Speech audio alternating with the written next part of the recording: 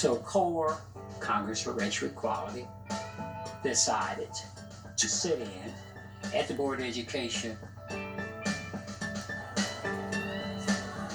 And we sat in there for about a week, starving, because we forgot about planning for food, and but we had everything else planned.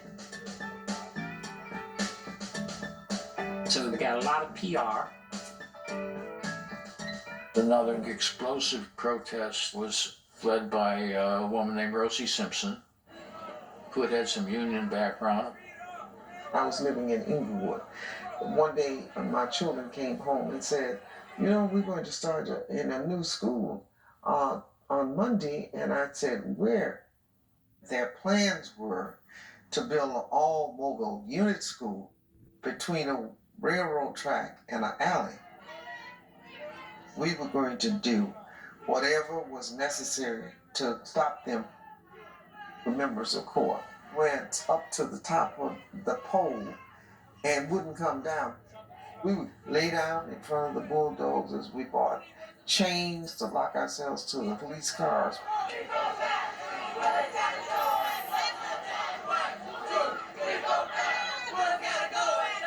The police were horrible out there.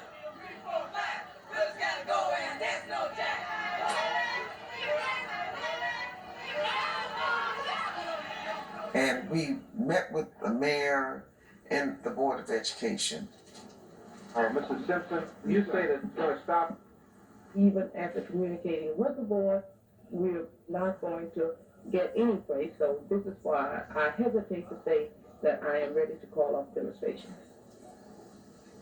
I have just placed on the desk of the President of the Board of Education and the Deputy Superintendent of Schools a copy of my resignation. And I really think he was bluffing. The Board of Education refused to accept his resignation, and that sparked the initial boycott. I was on the Coordinating Council for Community Organization, and we met and decided on all-city boycott. The Coordinating Council put Larry Landry in charge, and all parents were in agreement. We had leaflets, thousands of leaflets. We would give the little kids leaflets to bring home to their parents. We put leaflets on the L and on the buses.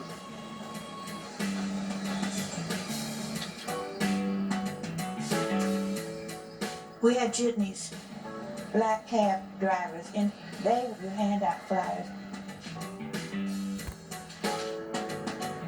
I was standing at supermarkets talking to parents about keeping your kids home from school. This is why.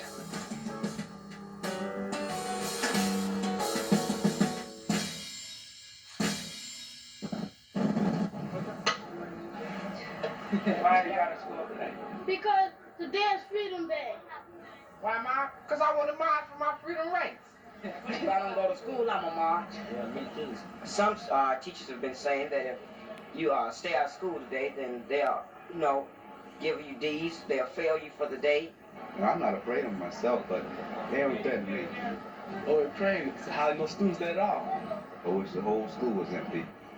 And we're being told, if you really cared about these children, you wouldn't be taking them out of school. You would be insisting that they stay in school. We had several meetings in order to organize freedom schools. The students would be in churches and in community centers, learning Black history.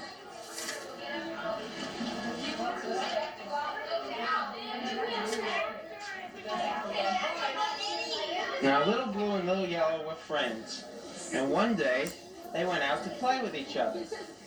And you know what happened? They turned green. We sang freedom songs. Freedom, no school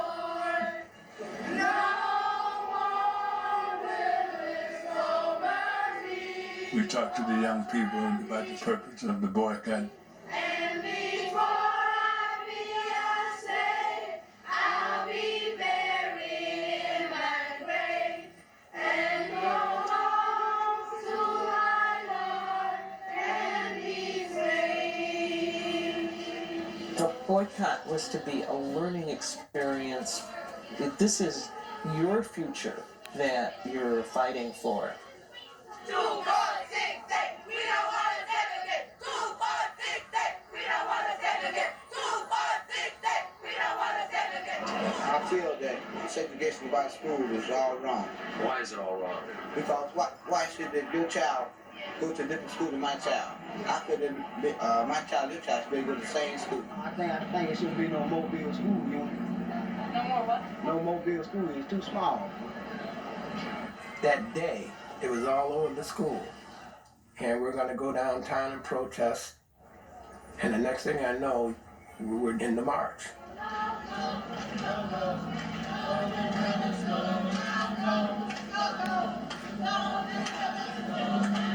On the day of the boycott, I was very concerned with the way I would look.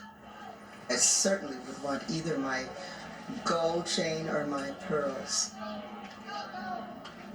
I wanted to look like someone who should have an education.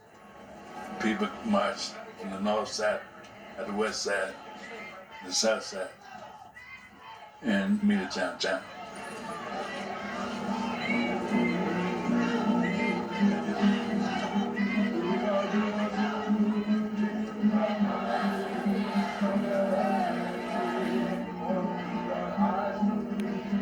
Can I hear a little more louder?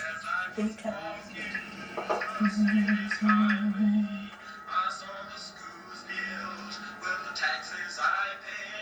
Don wrote the words using "This Land Is Your Land," and it was used on sound trucks. It was also on the radio, if I'm not mistaken.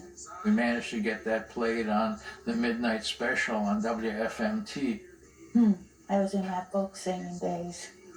I hadn't heard that in a long time.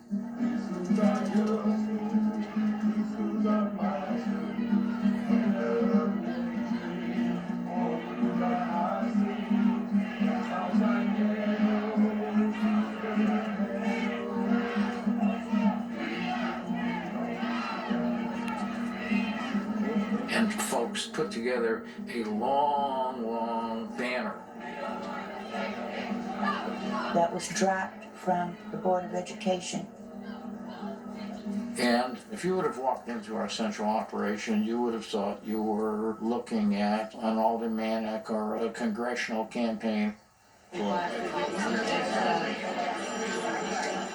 Yes, that's the figure right there. We're keeping score like election returns. We go through those schools, we get calls, I'm in such and such a school, and there's nobody here. Morrisville North has got 8 students in it, and I have a total enrollment of 1,200. Penn School. Penn School, we don't have to take that up here. 124 kids in, 2,500. Just a moment, I'll let you talk to our PR person. Mr. Rose! This is an overwhelming success, right? At least 15 schools that we can say have a virtual total boycott. And all these schools are being picketed by parents in the community. There was a 13-point set of demands sent to the mayor, to Dr. Willis, and to the school board. We started the march from St. Matthew's Methodist Church. People were laughing along the entire route. It was a carnival until we reached the river and the downtown area. That's when the voices started echoing off of the large buildings.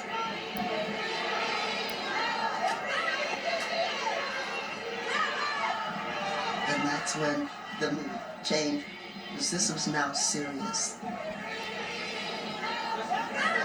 Just an ocean of people saying we were right, I was right. Forget some instructor who said that I was colored and a girl. I was gonna be a research scientist.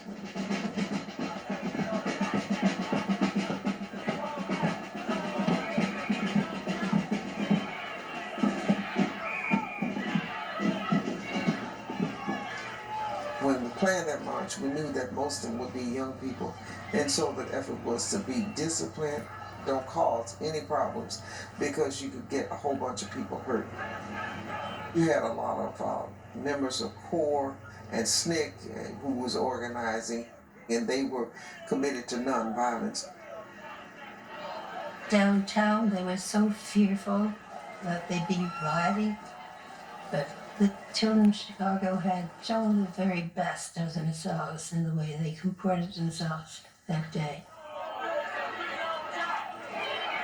250,000 students, with the permission of their parents, stayed away from school.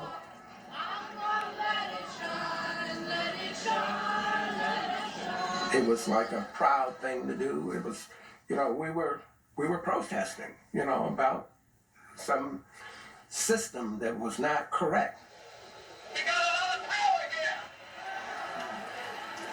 And I want to tell you something. Power like this will move anything. Freedom now! Freedom now! Freedom now! Freedom now! Freedom now! The feeling was excitement, hope. We've accomplished something. Especially in the black newspapers. But based upon what? The reporting. It was never successful.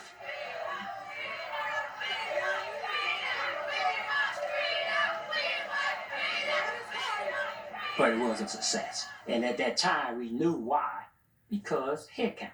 They get paid based upon how many kids show up in school. So it hurt them from a financial standpoint.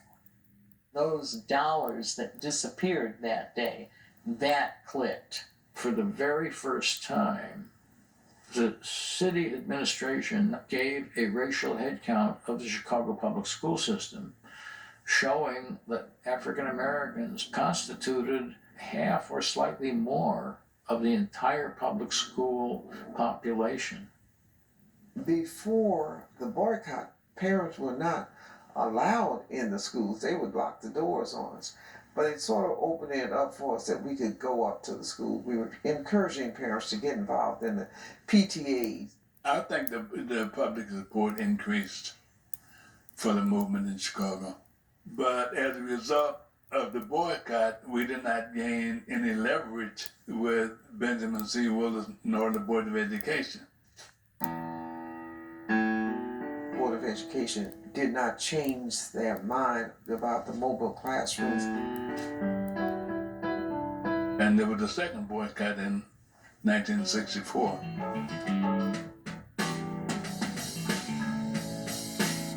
There were groups all over the country interested in what we were doing.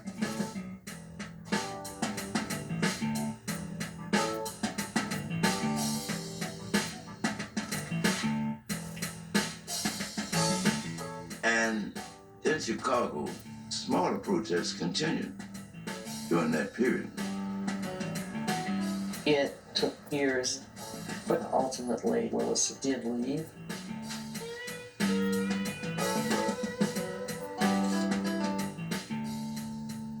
At the same time, Martin Luther King and the Southern Christian Leadership Conference was planning to deal with problems of segregation in the North.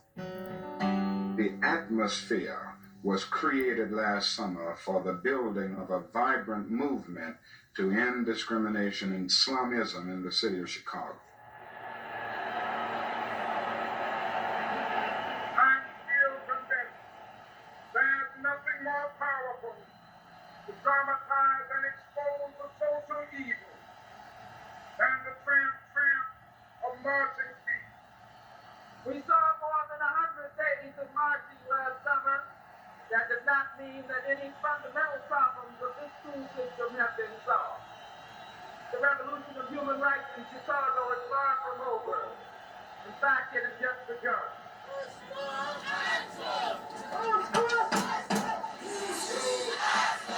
The education in Chicago is as bad now as it was then.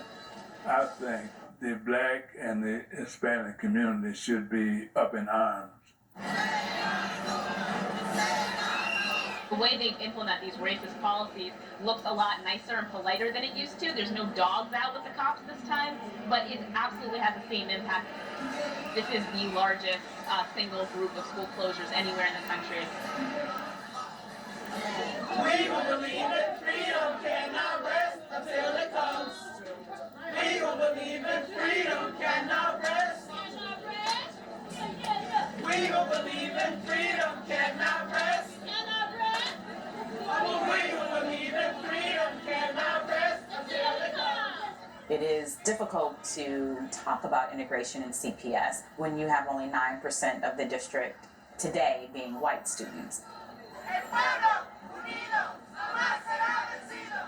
A lot of the whites left the public schools. Some went to private, some went to parochial schools, and some moved out of the city, you know. What we saw was underperforming schools close, and those students go to other underperforming schools. Why not think about getting some of these poor Black children into well-resourced schools? But we don't really invest in the neighborhood.